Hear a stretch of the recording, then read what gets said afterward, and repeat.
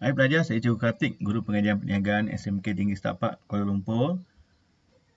So, Cikgu nak bincang bahagian yang ketujuh dalam pemasaran, iaitu berkaitan dengan penyelidikan pemasaran atau marketing research. Di sini Cikgu akan bincang 3 bahagian. Apakah maksud penyelidikan pemasaran? Kenapa penyelidikan ini penting? Dan juga apakah langkah-langkah penyelidikan pemasaran? So, langkah ni ada 4 dia. Ini adalah fakta khusus. Okey, iaitu mengenal pasti masalah dan menetapkan objektif, membentuk rancangan penyelidikan, melaksanakan penyelidikan dan menganalisis data, dan menginterpretasikan dan melapor penemuan. 4 langkah. Okey, ini adalah fakta khusus ya. Okey, apa dia penyelidikan pemasaran? So, penyelidikan pemasaran maksudnya proses mengumpul maklumat. Okey, so maklumat ini dikumpul secara sistematik atau teratur. Tujuannya adalah untuk menyelesaikan suatu masalah atau membuat keputusan tepat tentang pemasaran. Jadi masalah ni mungkin dalam bentuk jualan kita semakin merosot, persepsi pengguna kurang baik, okey, ataupun aduan maklum balas aduan pelanggan yang banyak. Jadi kita kena cari maklumat dan selesaikan masalah yang kita hadapi, contohnya kemerosotan jualan. Ataupun kamu nak buat keputusan yang lebih tepat. Contohnya kamu nak keluarkan produk baru, okey. So kamu kena dapat info daripada pengguna apa barang yang mereka perlukan. Kamu nak cari kaedah pengedaran yang sesuai. Dapatkan maklum balas daripada pelanggan atau pengedar sebelum kita buat keputusan. So, maksud penyelidikan pemasaran ini adalah cara mengumpul maklumat secara sistematik untuk menyelesaikan sesuatu masalah atau buat keputusan. Okey? Okey, kenapa penyelidikan pemasaran ini penting? So, cikgu gunakan singkatan CIPUK paper. Okey? So, CIPUK ni rujuk pada CI iaitu cerita rasa. Okey? P rujuk pada pasaran. Okey? U rujuk pada unjuran. Okey? So, K adalah keputusan. Okey? So, PA rujuk pada pasaran. Okey? P rujuk pada persaingan. Okey? So, ini antara keyword yang kita boleh gunakan untuk menghafal ya. Okey. Apakah kepentingannya? Yang pertama ialah meluaskan pasaran. Okey? Supaya pengguna boleh memahami peniaga boleh memahami apa kehendak dan keperluan pelanggan. Okey. So kalau kita boleh memahami keperluan pelanggan dengan lebih baik, kita boleh jual barang kita dengan lebih banyak dan ini akan meningkatkan saiz pasaran kita. Okey. Yang kedua, kita nak kenal pasti apa perubahan yang berlaku di kalangan pengguna. Citarasa pengguna ni mungkin berubah. Jadi kita boleh ubah sesuai atau keluarkan barang yang baru mengikut citarasa pengguna.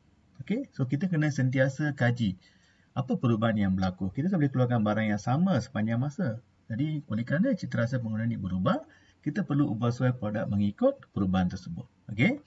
Yang ketiga, kekalkan pengguna sedia ada.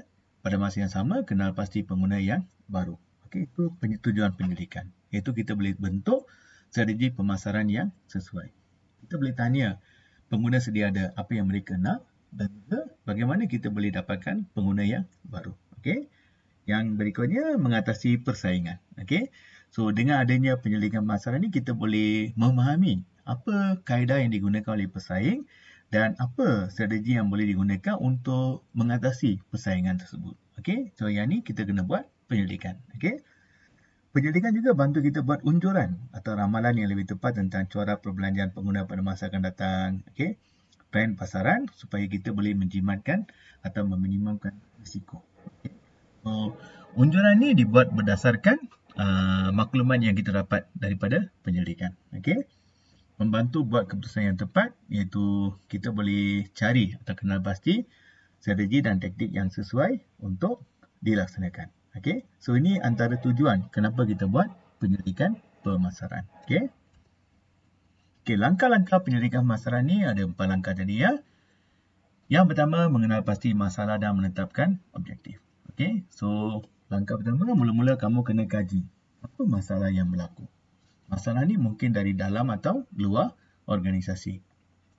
Lepas kaji masalah, kamu kena tentukan apa matlamat yang kamu nak capai. Okey, contohnya, syarikat pakaian sukan mengalami kemerosotan jualan sebanyak 30%. Ini masalah. Dan apa yang kita nak capai daripada penyelidikan, kita nak meningkatkan jualan pakaian sukan. Okey, itu langkah yang pertama.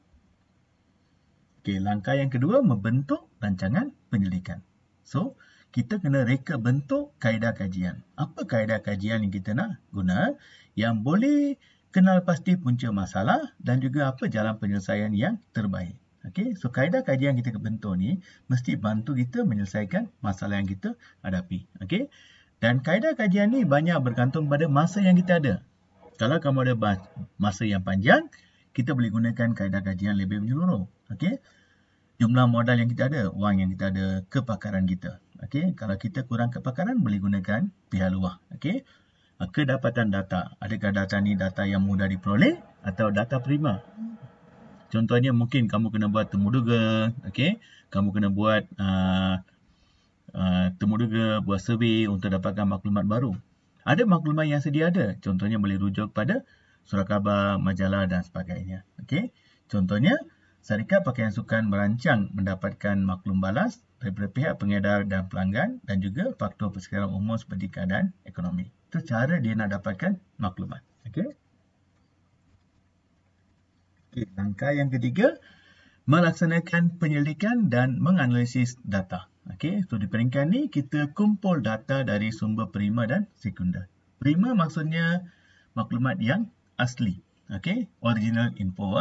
Sekunder maksudnya maklumat yang sedia ada. Contohnya laporan tahunan, okey, laporan pengurus, laporan surat khabar dan sebagainya. Okey, atau kajian yang pernah dibuat oleh orang luar. Okey. Dan yang kedua, kita memproses data, menjadikan data ni bermakna, ada value. Okey, valuable data. Okey, supaya boleh bantu kita menyelesaikan masalah. Contohnya, syarikat pakaian sukan mengedarkan borang swastika serta menemuduga pelanggan dan pengedar. Okey, itu langkah yang ketiga. Okey, langkah yang keempat, kita menginterpretasi dan melaporkan penemuan. Okey, interpret maksudnya kita mentafsir. Okey, tafsir data untuk buat satu rumusan dan juga kemukakan hasil dapatan kajian dan cadangan. Okey, supaya pihak pengurusan ni boleh mengambil tindakan pembetulan atau buat keputusan. Okey, contohnya, syarikat pakaian sukan mendapati salah satu punca penurunan jualan ialah persaingan daripada syarikat pakaian sukan lain yang menawarkan produk dengan harga yang lebih murah. So, cadangan dikemukakan kepada pihak pengurusan ialah untuk beri potongan harga atau menggunakan strategi pemasaran untuk beritahu pelanggan bahawa produk syarikat ini lebih berkualiti daripada produk pesaing. Jadi, kita dah kenal pasti apa punca dan apa cadangan untuk mengatasi masalah tersebut. Itu langkah yang keempat. Okey. Contoh soalan, berikan maksud penyelidikan pemasaran dan nyatakan 3 kepentingannya. Okey, so maksud ni rujuk pada apa? Proses mengumpul maklumat secara sistematik untuk menyelesaikan masalah atau buat keputusan. Okey, antara kepentingan apa? Berkaitan dengan mengetahui cerita rasa, okey, mengenal pasti strategi pesaing. Okey, so ni antara kepentingan kenapa kita buat penyelidikan pemasaran. Okey. Atau mungkin soalan tanya, uraikan 3 kepentingan penyelidikan pemasaran. So, yang ini perlukan satu fakta dengan satu uraian. Contohnya, mengetahui perubahan cita rasa pengguna. Supaya kita boleh keluarkan barang mengikut perubahan semasa pengguna. Jadi, kamu dapat 2 markah. Okay? Nyatakan, langkah-langkah penyelidikan pemasaran, ada 4 langkah tadi kan? Iaitu, salin balik sebahagian soalan. Langkah-langkah penyelidikan pemasaran ialah, mengenal pasti masalah dan menetapkan objektif, membentuk rancangan penyelidikan, melaksanakan penyelidikan dan menganalisis data, menginterpretasikan dan melapor penemuan. 4 langkah ya. Nombor 4, uraikan 3 langkah pertama. So, 1 fakta, 1 uraian. Okey. Soalan nombor 5, jelaskan langkah X dan langkah Y. So, jelaskan ni kena ada 1 fakta, 1 uraian dan 1 contoh. Okey. So, X ialah apa? X ialah membentuk rancangan penyelidikan. Berikan 1 uraian dan 1 contoh. Y, menginterpretasikan dan melapor penemuan. Okey, berikan 1 uraian, 1 contoh. Esei panjang, jelaskan langkah-langkah dalam penyelidikan pemasaran 4x4. 1 fakta, 2 uraian dan 1 contoh. Okey, ini untuk esei panjang. Okey. Alright pelajar, jangan lupa subscribe, like dan share. Dan jika ada sebarang komen, bolehlah kamu berikan komen supaya cikgu boleh bantu kamu jika ada sebarang kemuskilan. So, that's all. Bye.